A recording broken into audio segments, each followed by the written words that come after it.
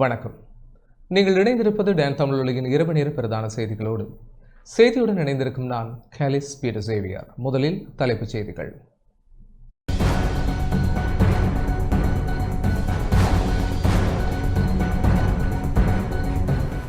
பௌத்த துறவிகளின் ஒழுக்க கட்டுப்பாடுகளை பேணுவதற்கு தேவையான சட்ட திருத்தங்களை அரசாங்கம் உடனடியாக அறிமுகப்படுத்தும் என ஜனாதிபதி தெரிவிப்பு. பௌத்த மதத்தின் நீண்டகால பாதுகாப்பு என்பது தர்மத்தையும் ஒழுக்க கட்டுப்பாட்டையும் பாதுகாப்பதிலேயே தங்கியுள்ளது என சந்திரிகா அறிக்கை. உயர் பாதுகாப்பு வலய காணிகளை விடுவிப்பது தொடர்பில் எந்த ஒரு சாதகமான பதிலையும் பாதுகாப்பு தரப்பினர் வழங்கவில்லை என கஜேந்திரகுமார் தெரிவிப்பு. நுவரெலியா ஹட்டன் டிக்கோயா இரட்டை கொலை சம்பவத்துடன் தொடர்புடைய கைதி தப்பியோட்டம். ஊவா மாகாணத்தில் உள்ள ஹலாப பாலத்தை புனரமைக்க துரித நடவடிக்கை. மக்களின் கடன் செலவுகள் அதிகரித்துள்ளதாக சஞ்சீவ் எதிரிமான கவலை. தமிழக முதலமைச்சர் சி ஜோசப் விஜய் இந்திய பிரதமர் நரேந்திர மோடியுடன் சந்திப்பு.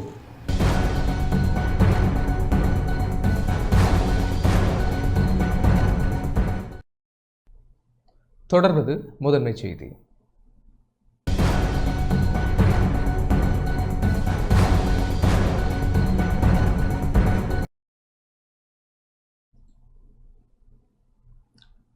பௌத்த துறவிகளின் ஒழுக்க கட்டுப்பாடுகளை பேணுவதற்கு தேவையான சட்ட திருத்தங்கள் மேற்கொள்ளப்படும் என ஜனாதிபதி அனுரகுமார் திசாநாயக்க தெரிவித்துள்ளார். பௌத்த துறவிகளின் ஒழுக்க கட்டுப்பாடுகளை பேணுவதற்கு தேவையான சட்ட திருத்தங்களை அரசாங்கம் உடனடியாக அறிமுகப்படுத்தும் என ஜனாதிபதி அனுரகுமார் திசாநாயக்க தெரிவித்துள்ளார்.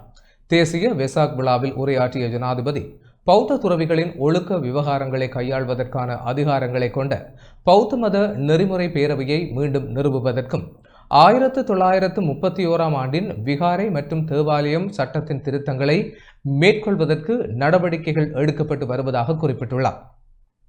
மகாநாயக்க தேரர்கள் விடுத்த கோரிக்கைகளுக்கு இணங்கவே இந்த நடவடிக்கைகள் முன்னெடுக்கப்படுவதாக அவர் மேலும் தெரிவித்தார். மிடில்லாவல விகாரையில் நடைபெற்ற அரச வெசாக் விழாவில் கலந்து கொண்டு உரையாற்றிய போதே அதிபர் இந்த கருத்துக்களை வெளியிட்டுள்ளார்.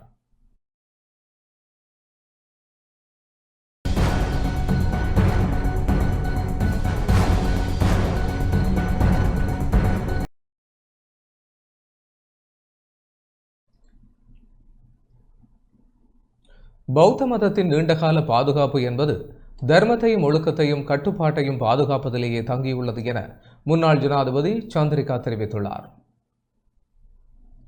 பௌத்த மதத்தின் நீண்டகால பாதுகாப்பு என்பது தர்மத்தையும் ஒழுக்க கட்டுப்பாட்டையும் பாதுகாப்பதிலேயே தங்கியுள்ளது என்றும், எனவே பௌத்த துறவிகள் அமைப்பிற்குள் ஒரு விரிவான சீர்திருத்த திட்டம் அவசியமானது என்றும் முன்னாள் அதிபர் சந்திரிகா பண்டாரநாயக்க குமாரதுங்க வலியுறுத்தியுள்ளார். பௌத்த மதத்தின் 3 பிரிவுகளின் மகாநாயக்க தேரர்களுக்கு அனுப்பி வைத்துள்ள அறிக்கை ஒன்றில் அவர் இந்த விடயங்களை குறிப்பிட்டுள்ளார். பௌத்த வரலாற்றில் சாசனத்திற்குள் நெருக்கடிகள் ஏற்பட்ட காலங்களில் எல்லாம் சீர்திருத்தங்கள் மூலமே தீர்வுகள் காணப்பட்டதாக குறிப்பிட்ட அவர், வரலாற்று சிறப்புமிக்க முயற்சிகளே பௌத்த மதத்தின் தொடர்ச்சியை உறுதி செய்ய உதவியதாக தெரிவித்துள்ளார். 1956 ஆண்டு பண்டாரநாயக்க அரசாங்கத்தின் காலத்தில் பின்னர் தனது அதிபர் பதவி காலத்தின் போதும் பௌத்த மதத்தை வலுப்படுத்துவதற்கும் பௌத்த மாநாடு ஒன்றை நடாத்துவதற்கும் எடுக்கப்பட்ட முயற்சிகள், படுகொலை சம்பவங்கள் மற்றும் துறவிகளின் சில பிரிவினரின் எதிர்ப்பு காரணமாக முழுமையடையாமல் கைவிடப்பட்டதாக சந்திரிகா பண்டாரநாயக்க குமாரதுங்க நினைவு கூர்ந்துள்ளார். சுதந்திரத்துக்கு பிந்தைய இந்த 2 சந்தர்ப்பங்களிலும் பௌத்த நிறுவனங்களுக்குள் இருக்கும் பிரச்சனைகளால் பயனடையும் குழுக்களே இத்தகைய அர்த்தமுள்ள சீர்திருத்தங்களை தடுக்க உழைத்ததாக முன்னாள் அதிபர் குற்றம் சாட்டியுள்ளார். இலங்கையில் பௌத்த மதம் தற்போது கடுமையான சவால்களை எதிர்கொண்டுள்ளதாக எச்சரித்துள்ள அவர், தனித்தனியான சம்பவங்களில் மட்டும் கவனம் செலுத்துவதோ அல்லது அவை தொடர்பான பொது விவாதங்களை ஒடுக்க முயற்சிப்பதோ ஆழமான பிரச்சனைகளை தீர்க்காது என்று தெரிவித்துள்ளார். எனவே இந்த நெருக்கடிக்கான மூல காரணங்களை கண்டறிந்து தீர்வுகளை நடைமுறைப்படுத்துவதற்கு பரந்த அளவிலான உள்நாட்டு உரையாடல் அவசியம் என அவர் கேட்டுக்கொண்டுள்ளார். பௌத்த ஒழுக்க முறையின் எதிர்கால ஸ்திரத்தன்மையை உறுதி செய்வதை நோக்கமாக கொண்ட தர்ம சங்காயன எனப்படும் பௌத்த மாநாட்டை தொடங்குவதற்கு மகாநாயக்க தேரர்கள் தலைமை தாங்க வேண்டும் என்று கோரியுள்ள முன்னாள் அதிபர், இத்தகையதொரு முயற்சிக்கு தேவையான ஆதரவை வழங்குவதற்கு சிரேஷ்ட பௌத்த பொதுமக்களின் தலைவர்கள் குழுவோடு இணைந்து பணியாற்ற தான் தயாராக இருப்பதாகவும் மேலும் தெரிவித்துள்ளார்.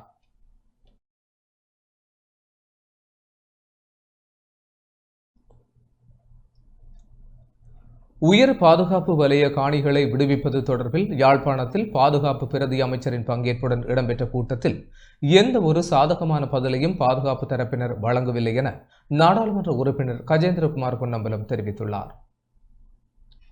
உயர் பாதுகாப்பு வலய காணிகளை விடுவிப்பது தொடர்பில் நேற்று யாழ்ப்பாணத்தில் பாதுகாப்பு பிரதி அமைச்சர் அருண ஜெயசேகரவின் பங்கேற்புடன் இடம்பெற்ற கூட்டத்தில் எந்த ஒரு சாதகமான பதிலையும் பாதுகாப்பு தரப்பினர் வழங்கவில்லை எனவும் கடல் தொழில் அமைச்சர் சந்திரசேகர் பொய் கூறி வருகிறார் எனவும் தமிழ் தேசிய மக்கள் முன்னணியின் தலைவரும் நாடாளுமன்ற உறுப்பினருமான கஜேந்திரகுமார் பொன்னம்பலம் தெரிவித்துள்ளார். இன்று யாழ்ப்பாணத்தில் ஊடக சந்திப்பை நடத்திய வேளை இவ்வாறு குறிப்பிட்டார். பாதுகாப்பு அமைச்சினுடைய தலைமையிலே காணி விடுவிப்பு என்ற பெயரில் ஒரு சில கூட்டங்கள் நடைபெற்றிருக்கின்றன. மீன்பிடி அமைச்சர் சந்திரசேகரன் வெளியில் காணி விடுவிக்கிறதுக்குரிய நடவடிக்கைகள் மேற்கொள்வதாகவும் அந்த விடயத்தில் கணிசமான முன்னேற்றம் அந்த கூட்டத்தில் எட்டப்பட்டதாகவும் பதிவு செய்திருந்ததை அறிஞ்சு கொண்டோம். சந்திரசேகரன் சொன்ன கருத்து ஒரு அப்பட்டமான பொய். அந்த கூட்டத்திலே இராணுவம் திட்டவட்டமாக அங்கே பேசப்பட்ட விடயங்கள் தொடர்பாக சாதகமான எந்த ஒரு முடிவையும் அறிவிக்கவில்லை. காணியை சுற்றி இருக்கக்கூடிய அயல் காணிகளையும் குறிப்பாக சொன்னால் ஒரு விளையாட்டு மைதானம் போன்ற ஒரு காணியையும் கூட அவர்கள் சுயரிக்கிறதுக்கும் சட்டவிரோதமாக தொடர்ந்தும் ஆக்கிரமித்து கொண்டு இருப்பதற்கும் தாங்கள் தீர்மானித்திருப்பதாகவும் அறிவித்திருக்கிறார்கள். ராஜேஸ்வரி அம்மன் கோயில் தொடர்பாக கோயிலுக்கு போகிறதுக்குரிய பாதையை மக்களுடைய பாவனைக்கு விடுவிக்க சொல்லி கேட்டிருந்தோம்.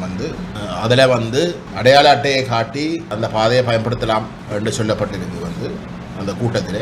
அது ஒரு அப்பட்டமான பொய். அந்த பாதையில் அனுமதி எடுக்காமல் அடையாள அட்டையை காட்டியும் கூட அந்த ரோட்டை பயன்படுத்த முடியாது. ஆகவே அது சம்பந்தமாக எந்த விதமான முன்னேற்றம் இல்லை. காணிக்கை மாதா மயிலட்டித்துறை தெற்கு அங்கேயும் அந்த மாதா கோயிலோட மயிலட்டி பள்ளிக்கூடத்தையும் விடுவிக்க சொல்லி கேட்ட இடத்துல அது சம்பந்தமாகவும் எந்த ஒரு பதிலும் வழங்கப்படவில்லை. எந்த ஒரு விடயம் சம்பந்தமாகவும் சாதகமான ஒரு அறிவிப்பு எதுவுமே வழங்காமல் தான் அந்த கூட்டம் முடிந்தது. மக்களால் தெரிவு செய்யப்படாதவர்கள் என்னத்தையும் சொல்லி போட்டு போகலாம். ஆனால் தெரிவு செய்யப்பட்டவர்களை கூப்பிடாமல் மூடின அறைக்குள்ளே ஒரு கூட்டத்தை மக்களுடைய கோணத்தில் இருந்து பட்டு மோசமான ஒரு ஏமாற்றத்தை ஏற்படுத்துகிற வகையில் நடத்தி அந்த மக்களுக்கு பொய்யை சொல்லி நம்பிக்கையை வைத்திருக்கிற வகையில் பொய்யை சொல்கிறதுன்றது கண்டிக்கப்பட வேண்டிய ஒரு விஷயம். இது ஜனநாயகம் அல்ல.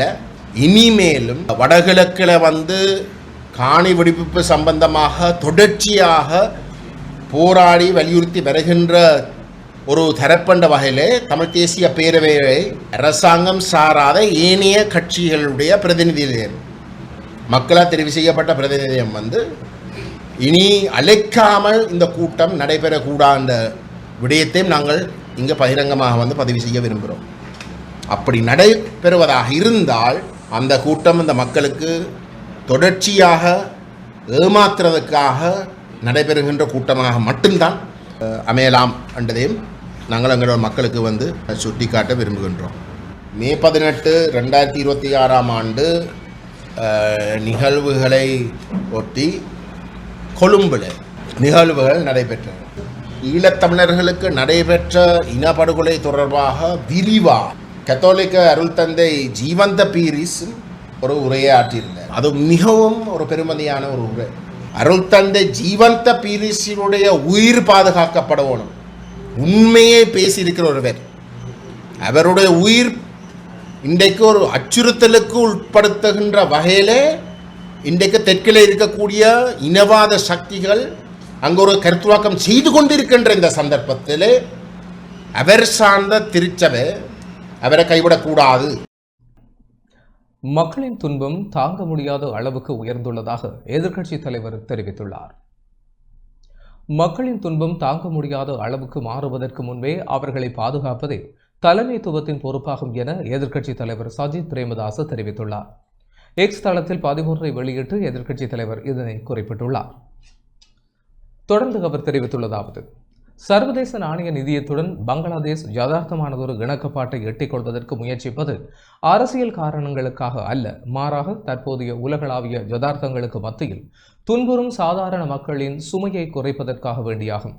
இலங்கையும் மக்களின் நலன்புரி தொடர்பில் சிந்திக்க வேண்டும். மீண்டும் பண்டங்களுக்கு தட்டுப்பாடுகள் ஏற்படும் வரை, விலைவாசிகள் உயரும் வரை, குடும்பங்கள் பெரும் நெருக்கடியில் தள்ளப்படும் வரை காத்திருக்கும் ஒரு விளையாட்டாக பொருளாதார கொள்கை அமைந்து காணப்படக்கூடாது. மக்களின் துன்பம் தாங்க முடியாத அளவுக்கு மாறுவதற்கு முன்பே அவர்களை பாதுகாப்பதே தலைமைத்துவத்தின் பொறுப்பாகும். பெரும் இக்கட்டான துயரங்களை தவிர்ப்பதற்கு இன்னும் காலம் இருப்பதால் இப்போதைய நடவடிக்கை எடுக்குமாறு எதிர்க்கட்சித் தலைவர் அரசாங்கத்தை கேட்டுக்கொண்டுள்ளார்.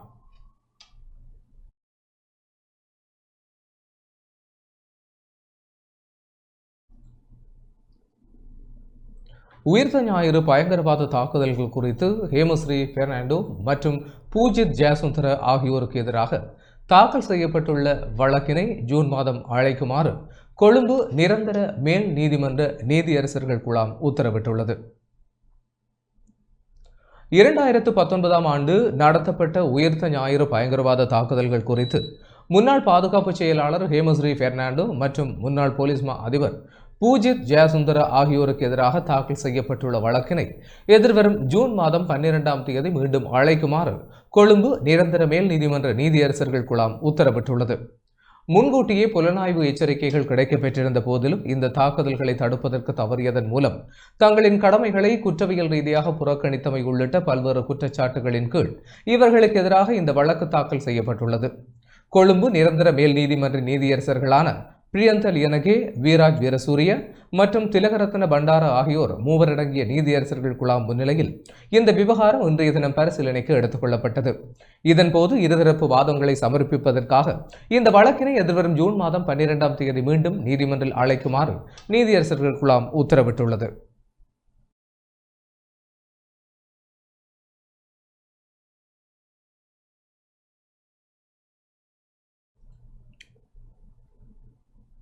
அனுராதபுரத்தில் சிறுமி ஒருவர் பாலியல் துஷ்பிரயோகத்திற்கு உள்ளாக்கப்பட்ட சம்பவத்திற்கு நீர்கோதி யாழ்ப்பாணத்தில் போராட்டம் நடத்தப்பட்டது. அனுராதபுரத்தில் பௌத்த துறவி ஒருவரால் சிறுமி ஒருவர் பாலியல் துஷ்பிரயோகத்திற்கு உள்ளாக்கப்பட்ட சம்பவத்திற்கு நீதி கோரி யாழ்ப்பாணத்தில் போராட்டம் நடத்தப்பட்டது. வடக்கு கிழக்கு பெண்கள் கூட்டமைப்பினால் ஏற்பாடு செய்யப்பட்ட போராட்டம் நல்லூர் ஆலய பின்புறத்தில் இடம்பெற்றது. இதன்போது மதத்தின் பெயரால் குற்றவாளி தண்டனையில் இருந்து தப்பிக்கக்கூடாது என வடக்கு கிழக்கு பெண்கள் கூட்டமைப்பின் முன்னாள் ஒருங்கிணைப்பாளர் வாசுகி வல்லிபுரம் கோரிக்கை முன்வைத்தார். இது ஒரு அதிகார வர்க்கத்தால் பாதுகாக்கப்படுகின்ற ஒரு பீடத்தில் இருக்கின்ற ஒரு மதகுரு அழைக்கப்பட்டது என்பதால் அனைவராலும் பெருசாக பேசப்படவில்லையா, அல்லது ஒரு அந்த கேஸுக்காக வாதாடிய ஒரு சட்டத்தரணி சொல்லியிருக்கிறார், அனுராதபுர பகுதிகளில் 10 தொடக்கம் 12 வயதுடைய சிறுமிகளுக்கு இவ்வாறு நடப்பது என்பது கிராம பகுதிகளில் அந்த பகுதிகளில் சாதாரண விடயம் என்பதை ஒரு சட்டத்தை பாதுகாக்கின்ற சாமானியர்களுக்காக போராடுகின்ற ஒரு வழக்கறிஞர் இவ்வாறு பொதுவில் ஒரு கருத்து தெரிவிப்பது என்பது ஒரு ஜனநாயக நாட்டில், அரசியலமைப்பினால் சட்டங்கள் உறுதிப்படுத்தப்பட்ட ஒரு நாட்டில் இத்தகைய ஒரு கருத்தினை ஒரு சட்டத்தரணி பொது வழியில் தெரிவிப்பது என்பது இந்த நாட்டின் ஜனநாயகத்தை எந்தளவிற்கு கேள்விக்குட்படுத்தப்படுகின்றது என்பதை சாதாரண மக்கள் தொடக்கம் கல்வியலாளர்கள் இந்த நாட்டின் பிரஜைகள் வரைக்கும் யாவரும் அறிந்தது. அவ்வாறு இருந்தும் இத்தகைய ஒரு குற்றவாளிக்கு இன்று நீதிமன்றத்தினால் பிணை வழங்கப்பட்டிருப்பது என்பது நீதிமன்றத்திற்கு தீர்ப்புக்கு எதிரான கருத்துக்களை யாரும் குறிப்பிட முடியாது என்பது பொதுவான சட்டமாக இருந்த போதும் இவ்வாறான குற்றவாளிகள் மதத்தின் பெயரால் பாதுகாக்கப்படுகிறார்களா என்ற கேள்வி அவர்களுக்கும் எழுகின்றது. பாதிக்கப்பட்ட சிறுமிக்கு வன்புணர்வை புணர்ந்தவர் மதகுரு என்பதனால் அவர் பாதுகாக்கப்படக்கூடாது, சட்டத்தின் முன் சமன், அனைவரும் சமன் என்கிற கருத்தை ஏற்றுக்கொண்டு அவருக்கு தண்டனை வழங்குவதுடன் இனிவரும் காலங்களில் சிறுவர்கள், சிறுமியர்கள், பெண்கள் பாதுகாக்கப்படுவதற்கு எமது நாட்டின் அரசியலமைப்பு சட்டம் எழுத்து மூலத்தில் மாத்திரமல்ல செயற்பாட்டிலும் இருந்து அவர்கள் பாதுகாக்கப்பட வேண்டும். இவ்வாறாக வன்புணர்வுகளை, பாலியல் துஷ்பிரயோகங்களை இழைக்கிற குற்றவாளிகளை சட்டத்தின் முன் நிறுத்தி குற்றவாளிகளுக்கு தண்டனை வழங்க வேண்டும் என்று கோரியே இந்த வடக்கு கிழக்கு பெண்கள் கூட்டு இந்த கவனஈர்ப்பு போராட்டத்தை நடத்தி இருக்கின்றோம். அனுராதபுரத்தில் பௌத்த பிக்கு ஒருவரால் பாலியல் வன்கொடுமைக்கு உள்ளாக்கப்பட்டதாக கூறப்படும் சிறுமிக்கு உடனடியாக நீதி வழங்கப்பட வேண்டும் என வலியுறுத்தி வடக்கு கிழக்கு பெண்கள் கூட்டு அமைப்பினால் இன்று மட்டக்களப்பில் கண்டன ஆர்ப்பாட்டம் ஒன்று முன்னெடுக்கப்பட்டது. காந்தி பூங்காவில் ஒன்று கூடிய பெண்கள் ஊர்வலமாக சென்று படுகொலை செய்யப்பட்ட ஊடகவியலாளர் நினைவு தூவிக்கு முன்பாக கவனஈர்ப்பு போராட்டத்தில் ஈடுபட்டனர். மகஜர் வாசிக்கப்பட்டதுடன் மனித உரிமைகள் ஆணைக்குழுவின் மட்டக்களப்பு அலுவலகத்திலும் மகஜர் கையளிக்கப்பட்டது. பிக்குவினால் பாலியல் வன்கொடுமைக்கு உள்ளான அனுராதபுரம் சிறுமிக்கு நீதி வழங்குக. சட்டத்தை பாதுகாப்போரே, வலியோரை பாதுகாக்க எளியோரை மிதிக்காதீர். 27 மே 2026 ஆகிய இன்று இலங்கையின் வடக்கு கிழக்கு மாகாணங்களில் 8 மாவட்டங்களையும் சார்ந்த பெண்களான நாம் அனுராதபுரத்தில் பிக்குவினால் பாலியல் வன்கொடுமைக்கு உட்படுத்தப்பட்ட சிறுமிக்காக நீதி கோரி சட்டத்தை நடைமுறைப்படுத்தும் அனைத்து தரப்பினரிடமும் எமது பகிரங்க கோரிக்கையை முன்வைக்கின்றோம். சிறுமிக்கு ஏற்பட்ட இந்த கொடூரமானது இனிவரும் சிறுமியருக்கு நடக்கக்கூடாது என்ற வகையில் நாங்கள் இந்த கண்டனத்தை இந்த இடத்தில் தெரிவித்துக் கொள்கிறோம். வேலியே பயிரை மேய்ந்தால் நாங்கள் எங்கு செல்வது என்ற ஒரு அச்சம் நிலவுகின்றது. எவ்வாறாக இருப்பினும் எங்களுக்கு இந்த சிறுமிக்கான ஒரு நீதி வேண்டும். ஏனென்றால் எதிர்காலத்திலே எங்களுடைய பிள்ளைகளும் இவ்வாறு பாதிக்கப்படுவார்கள். யார் பெற்றாலும் அது பிள்ளைதான், யார் பாதிக்கப்பட்டாலும் அந்த பாதிப்பு எங்களையும் சாரும். எனவே இன மொழி மத பேதமின்றி நாங்கள் இங்கே ஒன்று கூடியிருக்கின்றோம்.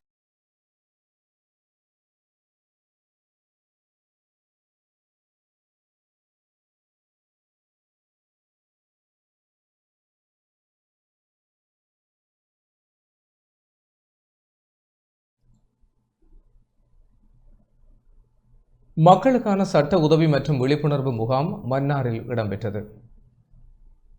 மக்களுக்கான சட்ட உதவி மற்றும் விழிப்புணர்வு முகாம் இன்று காலை முதல் மாலை வரை மன்னார் மாவட்ட செயலகத்தில் இடம்பெற்றது.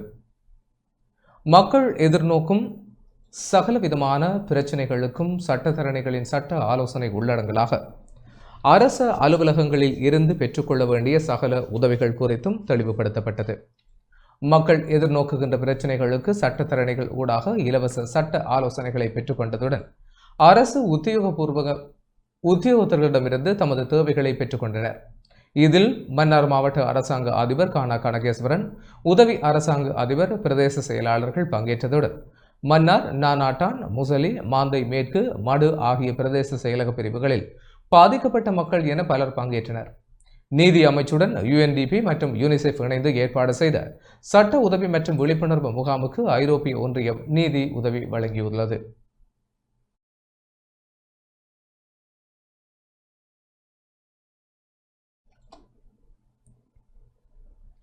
வவுனியா ஓமுந்தையில் முச்சக்கர வண்டி விபத்துக்குள்ளானதில் ஒருவர் படுகாயமடைந்துள்ளார். வவுனியா ஓமுந்தையில் முச்சக்கர வண்டி மாட்டுடன் மோதி விபத்துக்குள்ளானதில் ஒருவர் படுகாயமடைந்துள்ளார். மாட்டுடன் மோதுண்டு கட்டுப்பாட்டை இழந்த முச்சக்கர வண்டி எதிரே வந்த டிப்பர் வாகனத்துடன் மோதி விபத்துக்குள்ளானதில் முச்சக்கர வண்டியின் சாரதி படுகாயமடைந்துள்ளார். அதனை அடுத்து டிப்பர் வாகன சாரதி போலீசாரால் கைது செய்யப்பட்டுள்ளார். ஏனையின் வீதியூடாக பயணித்துக் கொண்டிருந்த முச்சக்கர வண்டி வீதியில் திடீரென குறுக்கே வந்த மாட்டுடன் மோதி விபத்துக்குள்ளானது. அவ்வேளையில் கட்டுப்பாட்டை இழந்த முச்சக்கர வண்டி எதிரே வந்த டிப்பர் வாகனத்துடனும் மோதியது. இதனால் முச்சக்கர வண்டி பலத்த சேதமடைந்ததுடன் அதன் சாரதி படுகாயமடைந்த நிலையில் மீட்கப்பட்டு வவுனியா மாவட்ட பொது வைத்தியசாலையில் அனுமதிக்கப்பட்டுள்ளார். விபத்து தொடர்பில் ஓமந்தை போலீசார் மேலதிக விசாரணைகளை முன்னெடுத்து வருகின்றனர்.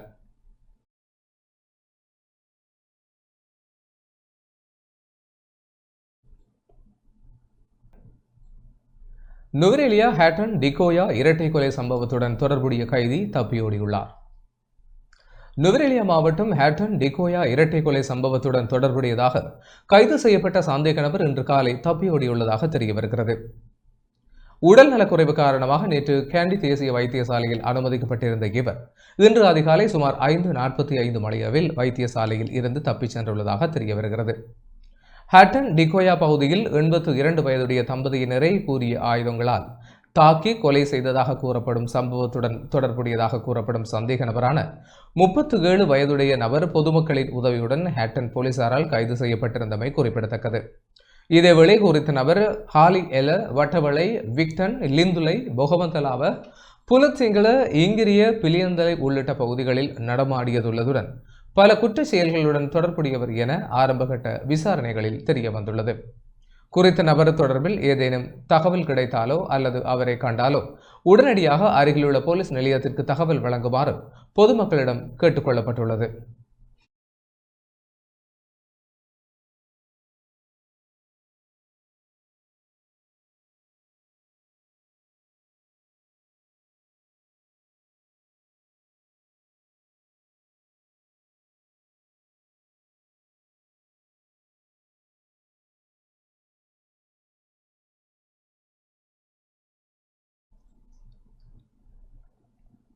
திருகோணமலை தோப்பூர் பிரதேச வைத்தியசாலையில் வெளிநோயார் பிரிவுக்கு புதிய கட்டடம் நிர்மாணிக்கப்படவுள்ளது. திருகோணமலை தோப்பூர் பிரதேச வைத்தியசாலையின் வெளி நோயாளர் பிரிவுக்கான இருமாடி கட்டடத்திற்கு அடிக்கல் நாட்டும் நிகழ்வு இன்று நடைபெற்றது. நிகழ்வில் கிழக்கு மாகாண ஆளுநர் பேராசிரியர் ஜெயதளந்தலால் ரத்னசேகர பிரதம அதிதியாக கலந்து கொண்டு அடிக்கல்லை நாட்டி வைத்தார். போரினால் கடுமையாக பாதிக்கப்பட்ட தோப்பூர் பிரதேசத்தின் சுகாதார தேவையை உணர்ந்து அரசாங்கம் இந்த அபிவிருத்திக்கு முக்கியத்துவம் அளித்திருப்பது இப்பகுதி மக்களின் பாராட்டை பெற்றுள்ளது. புதிய கட்டிடப் பணிகளை பூர்த்தி செய்வதற்காக கிழக்கு மாகாண சபை 50 மில்லியன் ரூபாவை ஒதுக்கீடு செய்துள்ளது. முதல் கட்டமாக இந்த வருடம் 20 மில்லியன் ரூபாயும், இரண்டாம் கட்டமாக அடுத்த வருடம் 30 மில்லியன் ரூபாய் நிதியும் ஒதுக்கீடு செய்யப்பட்டுள்ளது.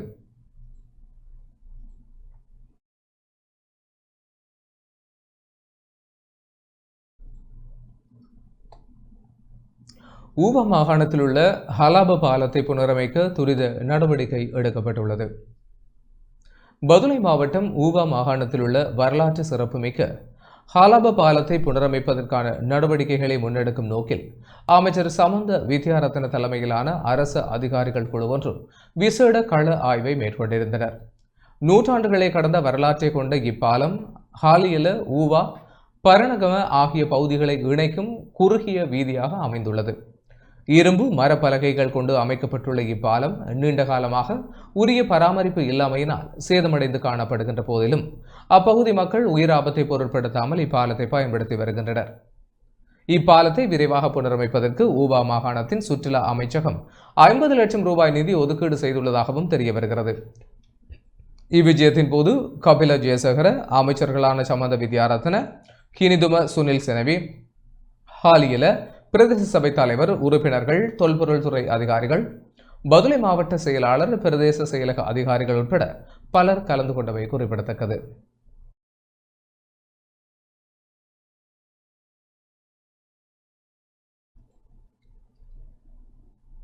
நன்னீர் இறால் தொழில் துறையில் புரட்சிகரமான மாற்றத்தை ஏற்படுத்தும் நோக்குடன் வரவு செலவு திட்டத்தில் 25 மில்லியன் ரூபாய் நிதி ஒதுக்கீட்டின் கீழ் புதிய தொழில்நுட்ப வேலை திட்டம் ஆரம்பிக்கப்பட்டுள்ளது. நாட்டின் நன்னீர் இறால் தொழில் துறையை நவீன தொழில்நுட்பத்தினூடாக அதிக வருமானம் தரும் ஒரு வணிகத்துறையாக மாற்றுவதற்காக தேசிய நீர்வாழ் உயிரின வளர்ப்பு அபிவிருத்தி அதிகார சபை விசேட திட்டம் ஒன்றை ஆரம்பித்துள்ளது. ஜனாதிபதியால் 2025ஆம் ஆண்டுக்கான வரவு செலவு திட்டத்தின் மூலம் ஒதுக்கப்பட்ட 25 மில்லியன் ரூபாய் நிதியின் கீழ் பாரம்பரிய முறைகளை மாற்றி தீவின் பிரதான நீர்த்தேக்கங்களை மையமாக கொண்டு இந்த புதிய தொழில்நுட்ப வேலை திட்டம் நடைமுறைப்படுத்தப்பட்டுள்ளது. இறால் குஞ்சுகளை நேரடியாக நீர்த்தேக்கங்களில் விடுவிப்பதற்கு பதிலாக கூடு முறை மூலம் 1 மாத காலம் பூர்வாங்க வளர்ச்சியை பெறச் செய்து விடுவிப்பதால் இதற்கு முன்னர் 1 கிலோ இறாலை பெறுவதற்கு 300-400 இறால் குஞ்சுகள் தேவைப்பட்ட போதிலும் தற்போது அது 100 வளர்ந்த இறால் குஞ்சுகள் வரை குறைக்கப்பட்டுள்ளது. இந்த திட்டமானது முதல் கட்டமாக நாட்டின் 5 இடங்களில் முன்னெடுக்கப்படுகின்றது. கிரித்தலேவாவி அனுராதபுரம் மாவட்டத்தின் 2 குளங்கள் மற்றும் வடமாகாணத்தின் 2 குளங்களை மையமாக கொண்டு இந்த திட்டம் வெற்றிகரமாக நடைமுறைப்படுத்தப்பட்டுள்ளது. வடமாகாணத்தில் கிளிநொச்சி மாவட்டத்தில் புதுமுறிப்பு மற்றும் அக்கராயன் குளம் தெரிவு செய்யப்பட்டுள்ளது. அந்த வகையில் புதுமுறிப்பு குளத்தில் கூடு மூலம் வளர்க்கப்பட்ட இறால் குஞ்சுகள் குளத்தில் இன்று விடப்பட்டன. தேசிய நீர்வாழ் உயிரின வளர்ப்பு அபிவிருத்தி அதிகார சபையின் நீர்வாழ் உயிரின வளர்ப்பாளர் அஜித் ஸ்ரீகுமார கலந்து கொண்டார். குறித்த நிகழ்வில் கிளிநொச்சி மாவட்ட ஒருங்கிணைப்பு குழு தலைவரின் இணைப்பாளர் மருங்கன் மோகன், நீர் உயிரின செய்கை விரிவாக்கல் உத்தியோகத்தர் மானா மதுசன், மீனவர்கள் என பலரும் கலந்து கொண்டனர்.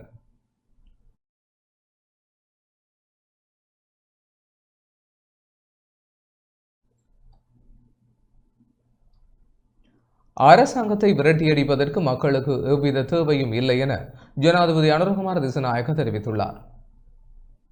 மாத்தறை நில்வலா கங்கையை அண்டிய உப்பு நீர் தடுப்பின் காரணமாக ஏற்பட்ட வெள்ள நிலைமையினால் 2019 முதல் 2022ஆம் காலப்பகுதியில் விவசாயம் செய்ய முடியாமல் போன விவசாயிகளுக்கான இழப்பீடு வழங்கும் நிகழ்வு ஜனாதிபதி அனுரகுமார திசாநாயக்கவின் தலைமையில் இன்று முற்பகல் மாலிம்பட பிரதேச சபை மண்டபத்தில் நடைபெற்றது.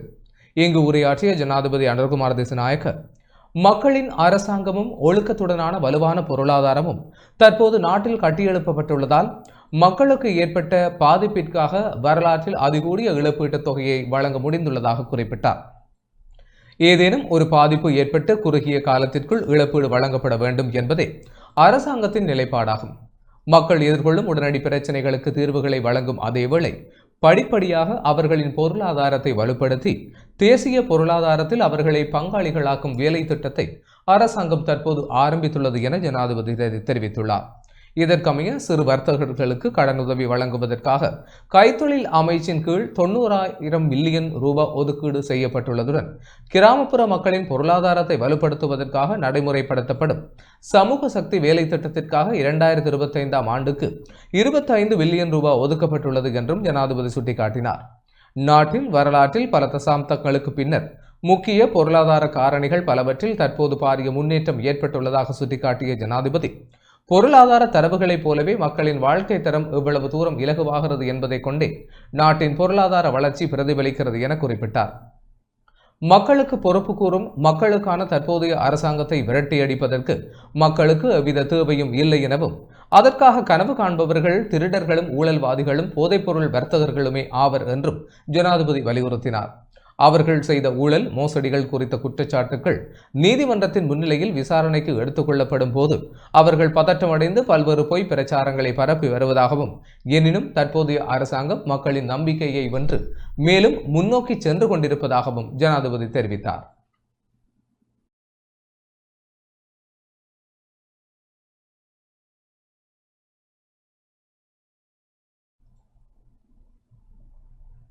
மக்களின் கடன் செலவுகள் அதிகரித்துள்ளன என முன்னாள் நாடாளுமன்ற உறுப்பினர் சஞ்சீவ எதிரமென தெரிவித்துள்ளார். எந்த ஒரு பொருளாதார நெருக்கடிக்கும் தீர்வு வழங்கும் வகையில் தங்களிடம் திட்டங்கள் இருப்பதாக கூறி ஆட்சிக்கு வந்த தேசிய மக்கள் சக்தி அரசாங்கம் அந்த திட்டங்களை நடைமுறைப்படுத்துவது எப்போது என்ற கேள்வி எழுந்துள்ளதாக முன்னாள் நாடாளுமன்ற உறுப்பினர் சஞ்சீவ எதிரமென தெரிவித்துள்ளார். ஸ்ரீலங்கா பொதுஜன பெரமுனவின் கட்சி அலுவலகத்தில் இடம்பெற்ற ஊடகவியலாளர் சந்திப்பில் கலந்து கொண்டு கருத்து தெரிவிக்கும் போதே அவர் இதனை தெரிவித்தார். මාලිම ආණ්ඩුව බලයට පත්වීමේ ප්‍රමුඛතම පොරොන්දුව තමයි මහජනයා හමුවේ තබපු நாட்டில் அதிகரித்து வரும் பணவீக்கம், ரூபாயின் மீதான அழுத்தம் மற்றும் இறக்குமதி செலவுகள் காரணமாக வட்டி விகிதத்தை ஒரு வீதத்தால் உயர்த்த அரசாங்கம் தீர்மானித்துள்ளது. இது தற்போதைய பொருளாதார நெருக்கடியை காட்டும் அறிகுறியாகும். இந்த வட்டி உயர்வால் பொதுமக்களினதும் தொழிலதிபர்களினதும் கடன் செலவுகள் அதிகரித்துள்ளன. குறிப்பாக உற்பத்தி செலவு அதிகரிப்பு மற்றும் பணப்புழக்க தட்டுப்பாடு காரணமாக சிறு மற்றும் நடுத்தர வணிகங்கள் கடும் பாதிப்புக்கு உள்ளாகியுள்ளனர். பொதுமக்களினதும் தொழிலதிபர்களினதும் கடன் செலவுகள் இதன் காரணமாக அதிகரிப்பது ஒரு பிரதான பிரச்சனையாகும்.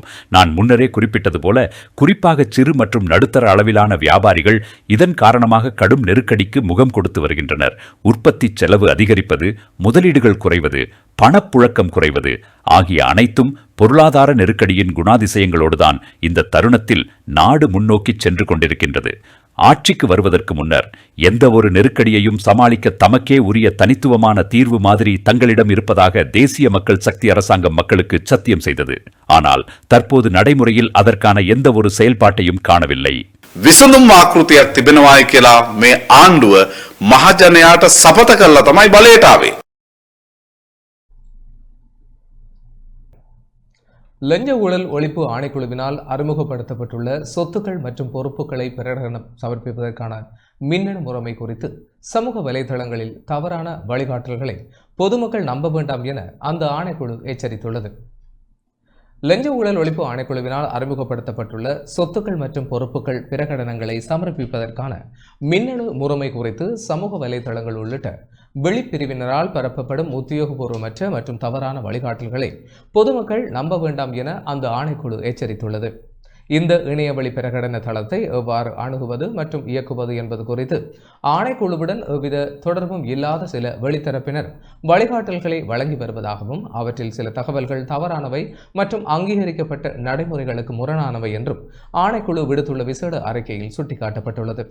மின்னணு முறைமையினூடாக பிரகடனங்களை சமர்ப்பிப்பது தொடர்பான எந்த ஒரு தெளிவுபடுத்தல்களையும் லஞ்ச ஊழல் ஒழிப்பு ஆணைக்குழுவின் சொத்துக்கள் மற்றும் பொறுப்புகள் பிரகடன பிரிவின் மூலமாக மாத்திரமே பெற்றுக்கொள்ள வேண்டும் என ஆணைக்குழு வலியுறுத்தியுள்ளது.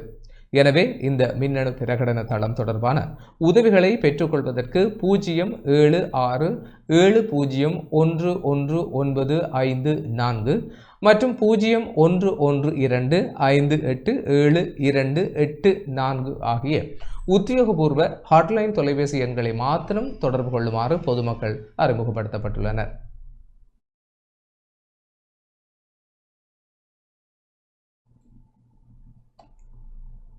யாழ்ப்பாணம் போதனா வைத்தியசாலைக்கு எக்கோ இயந்திரம் அன்பளிப்பு செய்யப்பட்டுள்ளது. யாழ்ப்பாணம் போதனா வைத்தியசாலையின் இருதய சிகிச்சை பிரிவுக்கு புதிய எக்கோ இயந்திரம் அன்பளிப்பு செய்யப்பட்டுள்ளது. ஆஸ்திரேலியாவில் உள்ள எமரல் கார்டியாக் என்ற நிறுவனத்தினால் 16 மில்லியன் ரூபாய் பெறுமதியான இயந்திரம் நன்கொடையாக வழங்கப்பட்டது. இதன் மூலம் ஆயிரக்கணக்கான இருதய நோய் சார்ந்தவர்களுக்கான சிகிச்சையை வழங்க முடியும் எனவும் குறித்த இயந்திரமானது இருதய சிகிச்சை பிரிவுக்கு மிகவும் அவசியமானதாக காணப்படுவதாகவும் யாழ்ப்பாணம் போதனா வைத்தியசாலையின் பணிப்பாளர் தானா சத்தியமூர்த்தி தெரிவித்தார். இருதயத்தின் செயல்பாடுகளை மிக துல்லியமாக அறிந்து கொள்வதற்கு இந்த இயந்திரம் பயன்படும் எனவும் பணிப்பாளர் குறிப்பிட்டார். நமது வைத்தியசாலை இருதய சிகிச்சை பிரிவுக்கு புதிய எக்கோ இயந்திரம் அன்பளிப்பு செய்யப்பட்டிருக்கின்றது. ஆஸ்திரேலியாவில் இருக்கின்ற எமரல் கார்டியாக் என்ற நிறுவனத்தின் பங்களிப்பில், அதாவது அவர்களுடைய நன்கொடையில் இந்த 16 மில்லியன் பெறுமதியான இந்த எக்கோ இயந்திரம் நமக்கு வழங்கப்பட்டிருக்கின்றது. இதனை அன்பாலயத்தின் ஊடாக நமக்கு அவர்கள் வாங்கி வழங்கி இருக்கின்றார்கள். இந்த இயந்திரம் மிகவும் முக்கியமானதும் இருதய சிகிச்சை பிரிவுக்கு அத்தியாவசியமான ஒரு உபகரணம். இதனூடாக உங்களுக்கு தெரியும், இருதயத்தினுடைய செயற்பாடுகளை பற்றி ஆரம்பகட்ட துல்லியமான விவரங்களை எடுத்துக்கொள்வதற்கு இந்த உபகரணம் இன்றியமையாதது. ஆகவே இந்த உபகரணங்கள் மூலம் இந்த வைத்தியசாலைக்கு வருகின்ற பல்லாயிரக்கணக்கானவர்களுக்கு நன்மை கிடைக்கும்.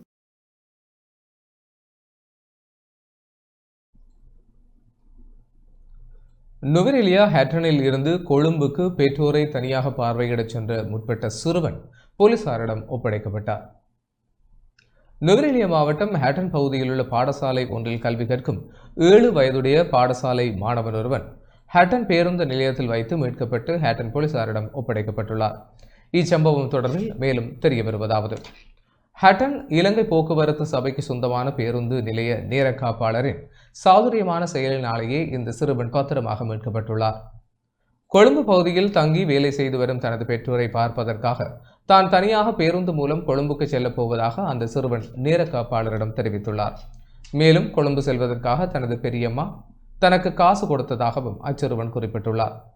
7 வயது சிறுவன் ஒருவன் தனியாக கொழும்பு செல்ல முயன்றதை கண்டு சந்தேகமடைந்த நேர காப்பாளர் சிறுவனை பேருந்தில் ஏறுவதற்கு அனுமதிக்காது தடுத்து வைத்துள்ளார்.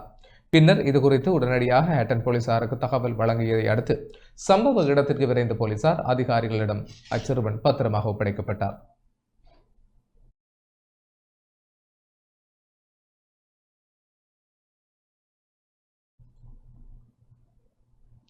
மதுபோதையில் பேருந்தை செலுத்தியதாக சாரதி ஒருவர் கம்பளையில் கைது செய்யப்பட்டுள்ளார். ஹேட்டனில் இருந்து கண்டிக்கு பயணிகளை ஏற்றிச் சென்ற தனியார் பேருந்தின் சாரதி மதுபோதையில் இருந்ததாக சந்தேகத்தின் பேரில் கம்பளை போலீசாரால் கைது செய்யப்பட்டுள்ளார்.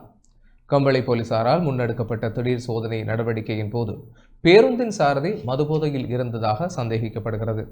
இச்சம்பவம் தொடர்பான மேலதிக விசாரணைகளை கம்பளை போலீசார் முன்னெடுத்து வருகின்றனர். போதைப்பொருள் பாவனை போன்ற அசௌகரிய நிலையினால் ஆங்காங்கே விபத்துகள் அதிகரித்துள்ளமை குறிப்பிடத்தக்கது.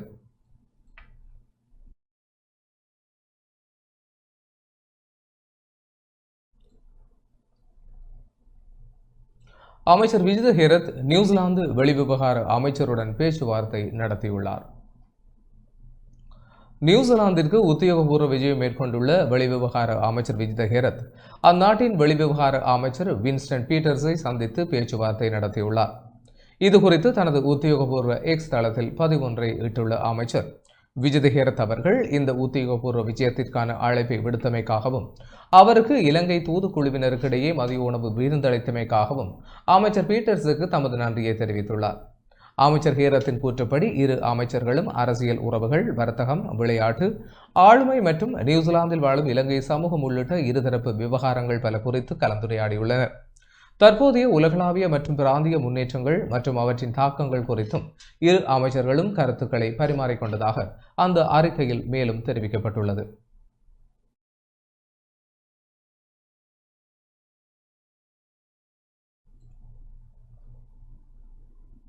நாடு தற்போது பொருளாதார ஸ்திரத்தன்மையை அடைந்து வருவதாக அமைச்சர் நலிந்த ஜெயதிச தெரிவித்துள்ளார். நாடு தற்போது பொருளாதார ஸ்திரத்தன்மையை அடைந்து வருவதாகவும் அது இலகுவான விடயமாக இருக்கவில்லை எனவும் சுகாதார மற்றும் வெகுசன ஊடக அமைச்சர் நலிந்த ஜெயதிச தெரிவித்துள்ளார். குடும்ப சுகாதார சேவை உத்தியோகத்தர் பயிற்சியை வெற்றிகரமாக நிறைவு செய்த 275 உத்தியோகத்தர்களுக்கான சான்றிதழ் வழங்கும் நிகழ்வில் இன்று கலந்து கொண்ட போதே அமைச்சர் இதனை தெரிவித்தார்.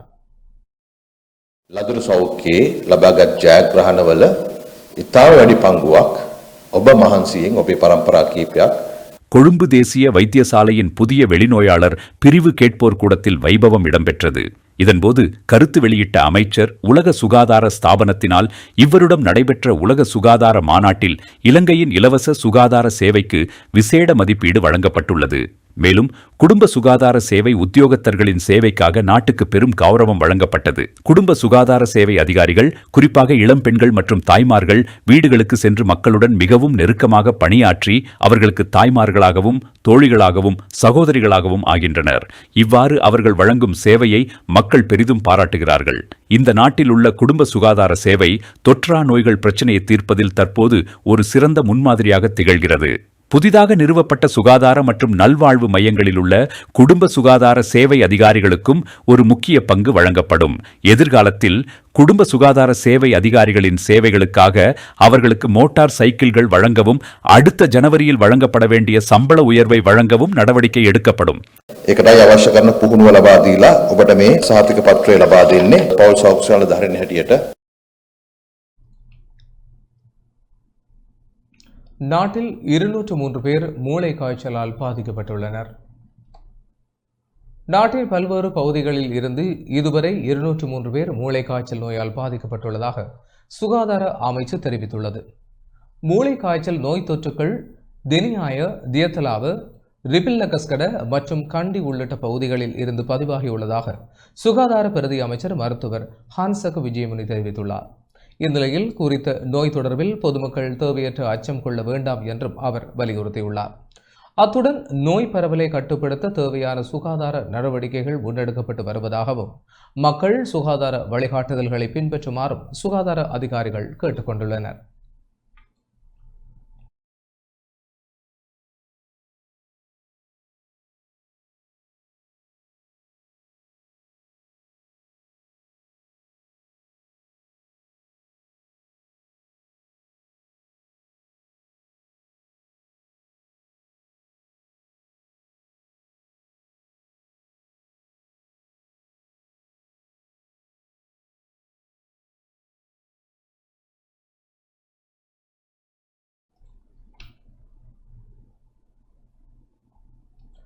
இனி தொடர்வது வெளிநாட்டுச் செய்திகள்.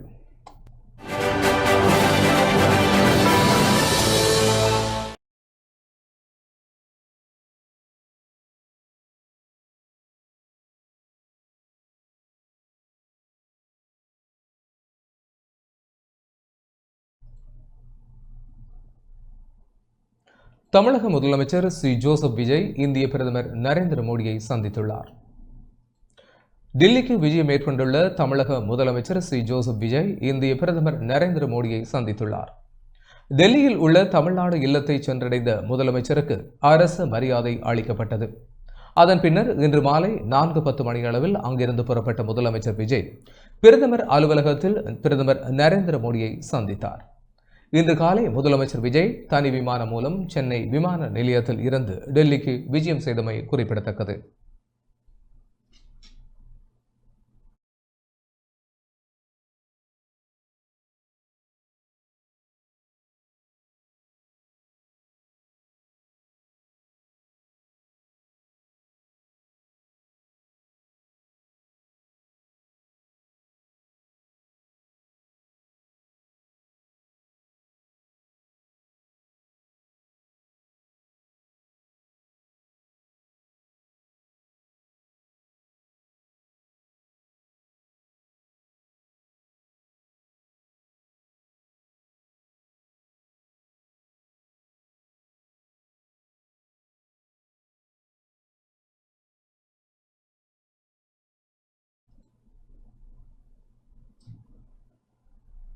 தொடர்வது வர்த்தக வாணிப செய்திகள்.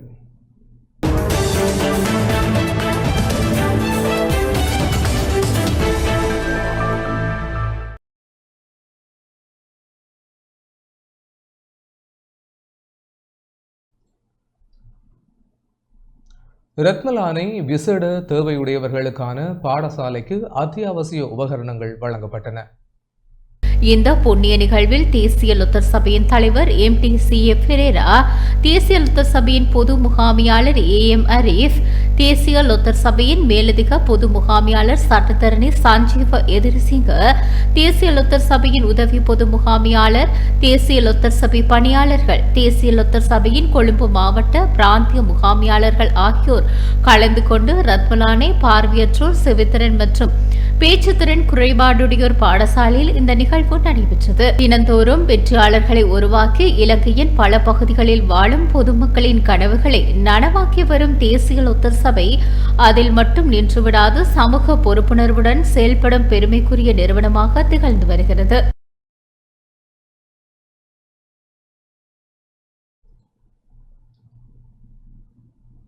இத்துடன் டான் தமிழொலியின் இரவு நேர பிரதான செய்திகள் நிறைவடைகின்றன. தொடர்ந்தும் செய்திகளோடு இணைந்து கொள்ள டான் நியூஸ் தொலைக்காட்சியோடு இணைந்திருங்கள். வணக்கம்.